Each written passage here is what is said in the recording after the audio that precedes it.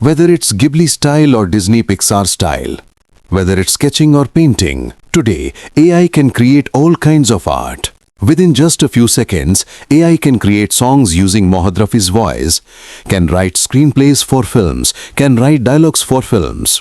In such a situation, the question arises, is AI the end of artists? Is there any place left for human creativity? Bollywood's copycat artists, who have only copied and pasted films and songs, have now become the inferior version of AI. But what about the millions of independent artists? What why they do? Hello friends, many decades ago, Osho called the philosopher Jiddu Krishnamurti the most intelligent man of the 20th century. When he died in 1986, he said that such sharpness and intelligence can hardly be found ever again for centuries. If you have never heard of Jiddu Krishnamurti, then going by Osho's statement alone, you can imagine that he would be a philosopher whose way of thinking would be completely different, whose thoughts must have been strikingly original. But your assumption would come crashing down when you hear Jiddu Krishnamurti repeatedly talking about the conditioning of the mind. Our brains are conditioned. Whatever is conditioned is limited. How our minds have been conditioned since childhood. Our thoughts are not ours. And that's why Krishnamurti showed the means for liberation, our non-judgmental observation. This thought raises a very important question. Can there be any totally original ideas? Famous American writer Mark Twain had said it very clearly that no idea is new. There is no such thing as a new idea. In his opinion, most of the human innovations, the new things that we think of, are always made up of older existing ideas. They are permutations and combinations. He compared this creative process to a mental kaleidoscope.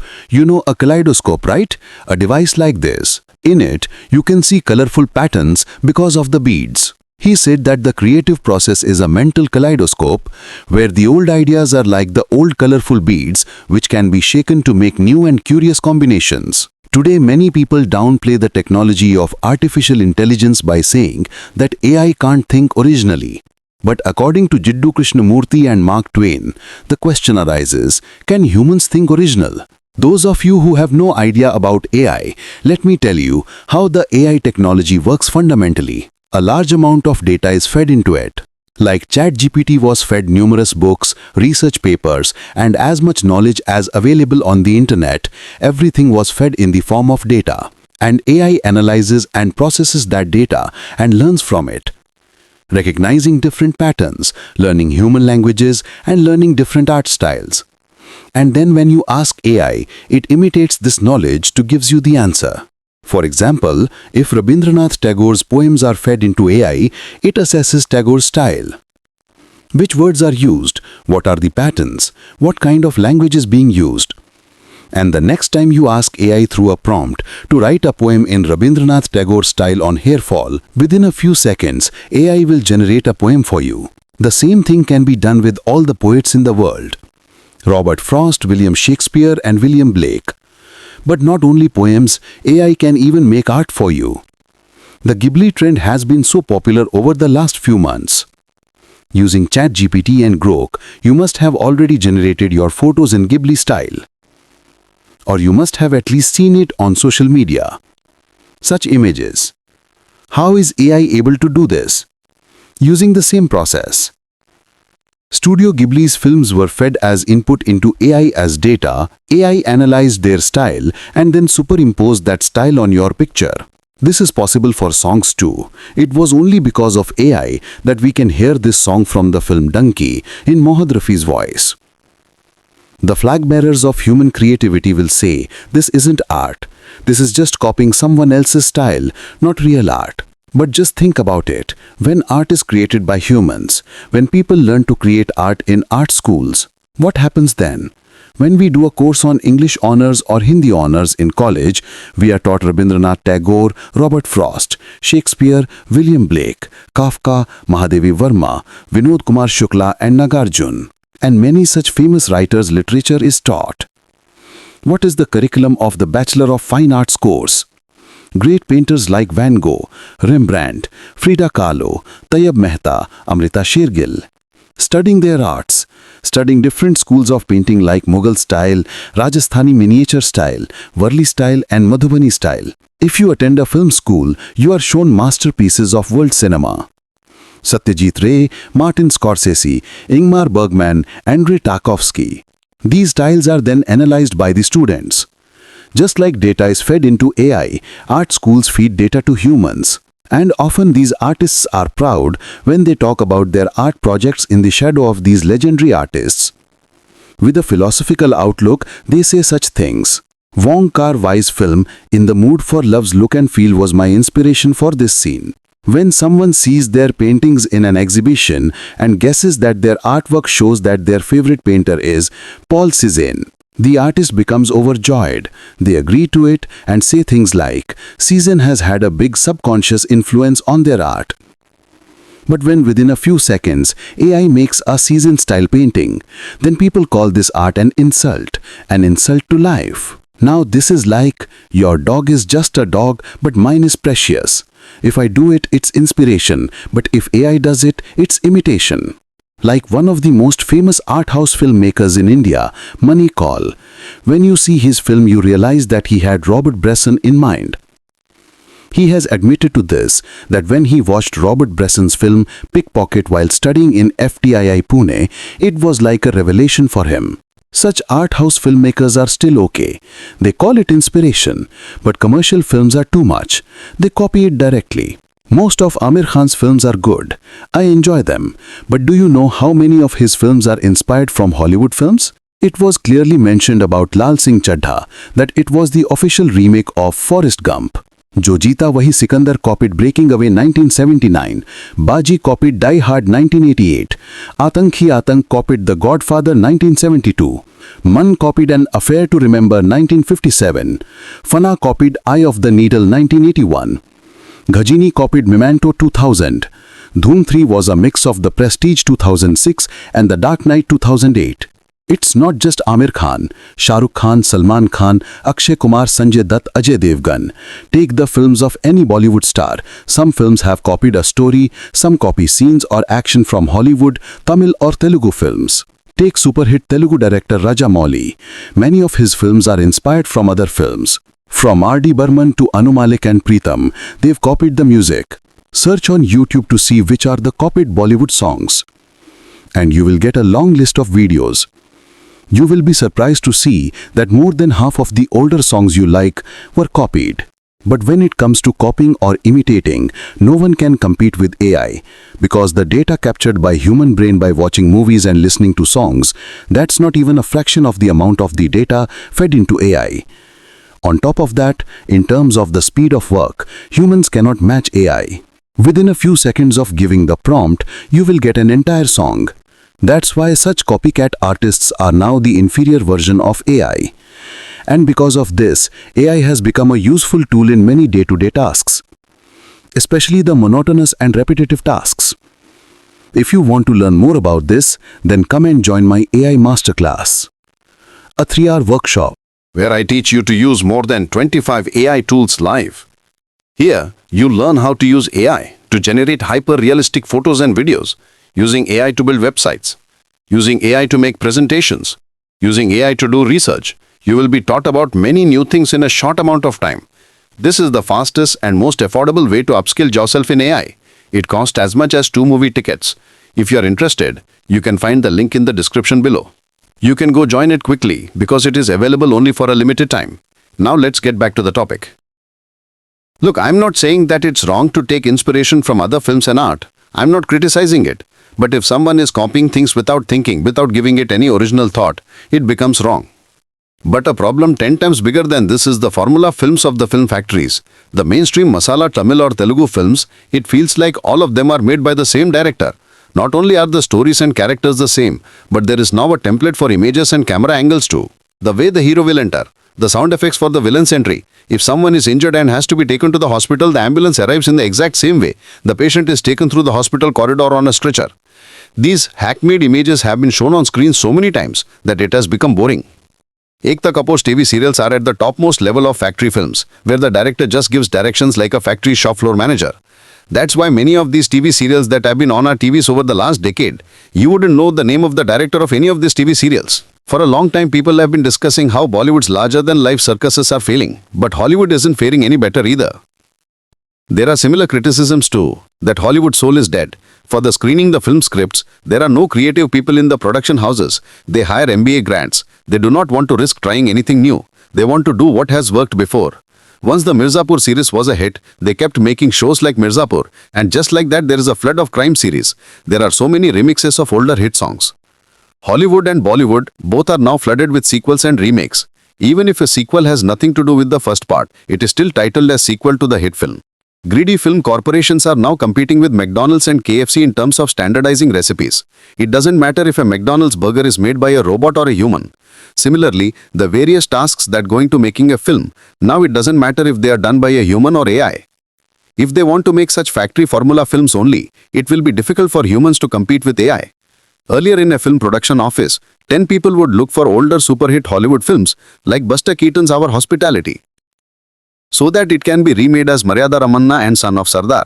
But AI already has the stories and box office figures for thousands of films.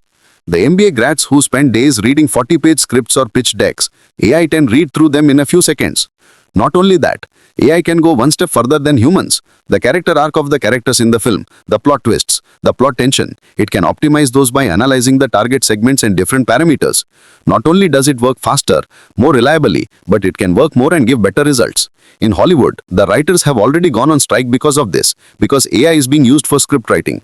There's AI software to make storyboards too.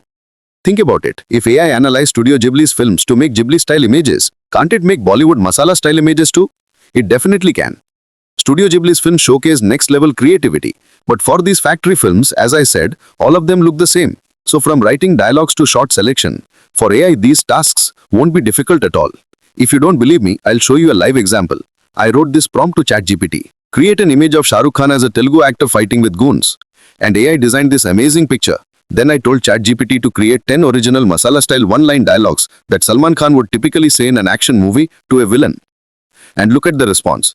It gave me better one-line dialogues than actual Bollywood films have. You have seen only my action, the reaction is yet to come. In my dictionary, mercy is the name of the hospital. Make mistakes in life, but only once in front of me. Don't try to explain it to me, because you are guaranteed to fail in the exam. Here I can make these dialogues rhyme so that they sound spicier. As long as my entry is powerful, you are guaranteed to have a bad time. I am a wild lion. I hunt in the open field, not in a cage. I won't shoot you with bullets, but with emotions. It will hurt, and you will remember it. I am wondering what will happen to formula filmmakers like Rohit Shetty, like Ekta Kapoor serials. Will they too be merely there to say action and cuck? During the production of such films, editing interns would be hired to trim the action and cut ends of the footage, removing the NG that is not good shots and assembling the timeline using the final takes. For such mechanical tasks, there are AI extensions in editing software. But since we are talking about factory films, here even the main editor's work has become mechanical. Adding a cut in every few seconds, showing everything in slow motion from different angles, that's why even the editors are afraid of being replaced. This isn't a future event. Even today, editors and animators feel that their jobs are in danger because of AI. The extras in movies can also be replaced by AI-created digital replicas. The thing is, in these film factories, every worker was just a small cog in the big machinery, and it's easy to replace them. And for these big corporations, it's difficult to escape this temptation. They will think of cutting costs, removing these people to increase their profits. But the question here is, didn't it happen before? When bakers, carpenters, ironsmiths and handloom weavers were replaced by machines. Machines entered their lives like a monster and stole their bread. This happened during Mahatma Gandhi's era. Then Gandhi said that he was not against machines, but machines can't be left unchecked to create unemployment. Since then, there have been many such changes due to technology. The camera replaced the sketch artist. The mobile phone cameras replaced the photographers. Thousands of accountants and bookkeepers were replaced by computers. As software became more complex, it kept replacing more and more people. And today the IT sector is a known bloodshed with recurring layoffs. Industrial robots are replacing assembly line workers too. Robot cleaners have entered the homes, which are poised to replace house workers. Screens are here to replace waiters in restaurants. You can order your food yourself through them. Customer care representatives are being replaced by AI chatbots. Even beyond this, we witnessed the AI avatar of Anurag Kashyap. It looked the same, sounded the same, with nearly the same gestures. The Anjana you are seeing in the studio is my AI avatar. Anjana may not be replaced, but her AI avatar can surely take away someone else's job opportunity. Even in the film world, musicians who play live music were replaced by programmed music. Stunt performers were replaced by VFX. Friends, broadly speaking, any and everything that can be replaced will be replaced by these capitalist corporations because it is their declared objective to maximize profits. In a capitalist sense, what is the sole purpose behind creating a company? Let's look it up on the internet. The first answer is profitability. So let's clarify one thing here. This isn't a fight between AI and humans. The actual struggle here is between corporations and individual artists.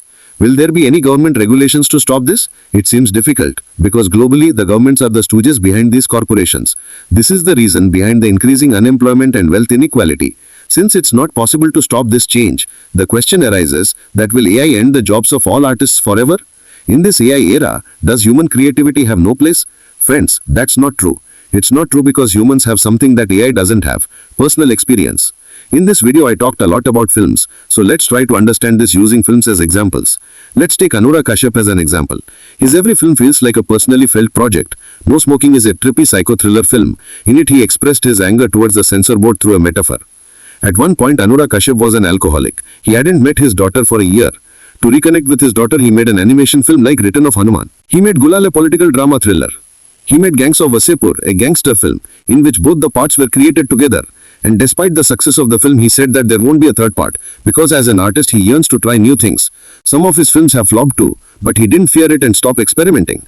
Like Ugly, a heart-touching mystery thriller, or his most underrated film, Almost Pyar with DJ Mohabbat, a romantic drama, which was a reaction to today's socio-political circumstances. That in our society, even now there are so many enemies of love. Devdas is an old story. There are about 10 to 12 films on it already, but when he took it and made Devdi, his perspective was clearly visible in it. Anurag's films reflect a worldview. He looks at the violence in the society and chooses dark subjects because people aren't ready to confront such emotions in real life. But he's not nihilistic or hopeless about it. In fact, his films reflect a strong feeling of empathy. Sure, there are some exceptions that can be ignored, like Gangs of Wasseypur too, but here his filmography makes him an irreplaceable artist. An artist who cannot possibly be replaced by AI because AI cannot understand his personal experiences. Another such filmmaker is Dibakar Banerjee. His films don't follow any set formula. There's no doubt that he is the most versatile filmmaker in Bollywood. Khosla Ka Ghosla, Oye Lucky Like You, Detective Byomkesh Bakshi, Shanghai. Each of his films is a gem. He faces no threat from any AI. He needs to be wary of only the film corporations, because they want to push away independent voices like him out of not only cinema halls but also OTT. Maybe he should move to Kerala, where independent thought and films is still alive. Fahadh Faasil's films like Kumbalangi Nights, Trance, Avesham, these are reaching the cinephiles throughout the country. No director, writer or editor of such films is worried about being replaced by AI because their work is driven by their experiences and creativity. It's not like they aren't inspired by other films. They are, but that inspiration is only an inspiration in the truest sense. Like Anurag Kashyap watched films like Om Darbadar. He was inspired by it, and the songs of that film, Meri Jaan, AAA, BBBCC, style can be seen in Devdi's song, Emotional Atyachar. Quentin Tarantino has said that he was very influenced by Sergio Leone. The one artist that I think is the most influential to me in my work, it's got to be Sergio Leone. That kind of half-assed operatic quality that he brought in a way the music takes over and kind of set pieces. Directing via set pieces a lot of times. I think he's the filmmaker that you can spot the most in my work. That's why there is nothing wrong with going to film schools. But it shouldn't be that film school presents legendary filmmakers like gods in front of you. Steal only those elements that speak directly to your soul.